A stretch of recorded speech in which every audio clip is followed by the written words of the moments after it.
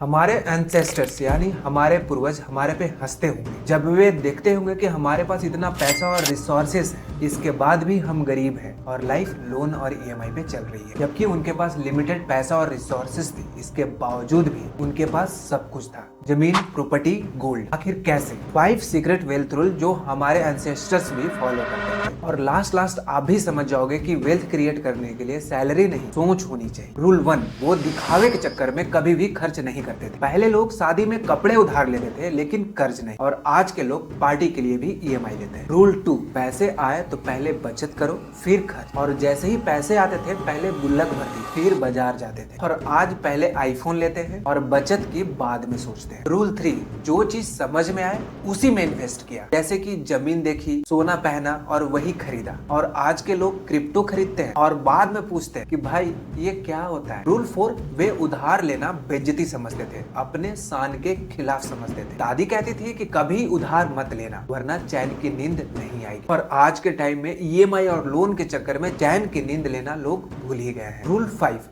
छोटी लाइफ मगर safe life. पहले लोग कम पैसों और कम रिसोर्सेस में भी हैप्पी थे, सिंपल खाना, सिंपल कपड़े, लेकिन जीरो टेंशन। लेकिन आज हाई लाइफ स्टाइल है लेकिन साथ में डबल हाई बीपी भी। अब बहुतों के दिमाग में ये आएगा कि पहले की चीजें काफी सस्ती थी इसलिए वो खरीद लिए, जबकि हमारे जमाने में वही चीजें काफी महंगी है। राइट? तो भाई एक बात समझ लो, यही बात जो तुम आज कह रहे हो, आज से ठीक 30 से 40 साल के बाद भी यही बात तुम्हारे बेटे या पोते कह रहे होंगे। बस फर्क ये रहेगा कि तुम्हारे पूर्वज तुम्हारे लिए बहुत कुछ करके गए हैं, बहुत कुछ छोड़ गए हैं, और तुम महंगाई का एक्सक्यूज देके कुछ नहीं कर पाओगे। और जनरेशन आफ्टर जनरेशन यही बातें रिपीट होती रहेंगी। और इस लॉजिक के अकॉर्डिंग हम गरीब थे, हैं और हमेशा रहेंगे। एक मेरा दोस्त है जो कि इन्फोसिस में 80,000 की सैलरी पे काम कर रहा है, यानी साल के 9,60,000 रुपए, और मंथ एंड होते होते सारे पैसे निकल जाते हैं। EMI, loan, rent, food, credit card bill, Netflix और ना जाने कहां कहां। यही प्रॉब्लम सालों से उसके साथ रिपीट होती रही थी। और एक बारी वो अपने गांव जाता है और अपने दादा से मिलता है और सारी बातें शेयर करता है। भाई उनका जवाब देने का तरीका ना मुझे बहुत पसंद आया। वे एक प्रॉपर्टी का कागज लाते हैं जो कि 1965 की थी। पैसे बचा बचा के वे 1200 रुपए में 1 बीघा जमीन खरीदे थे, और आज की डेट में उसी जमीन की प्राइस 4 करोड़ रुपए से भी ज्यादा थी। और अब सोचने की ये बात है कि दादाजी तो कोई ऑक्सफोर्ड या हार्वर्ड से ग्रेजुएशन नहीं करी थी, राइट? फिर उन्होंने ये कैसे किया? इसका आंसर ऑब्वियस है, वही 5 रूल्स जो मैंने वीडियो स्टार्ट होते ही बताया था। और हम उस जनरेशन गैप को कभी भर भी नहीं सकते। अगर हमें या किसी को भी रिच बनना है तो हमें समझना पड़ेगा कि एसेट क्या होता है और लायबिलिटी क्या होती है। जैसे कि दादाजी ने समझाया कि जमीन और सोना एसेट है, कार और ईएमआई लायबिलिटी। और आज की जनरेशन अर्निंग पे फोकस करती, लेकिन दादाजी ऑनरशिप पे। वो किरायादार नहीं, मालिक बनना चाहते थे। और मोरल ऑफ द स्टोरी यही है कि अगर तुम 10 रुपए कमा रहे हो तो 2 रुपया बचाओ,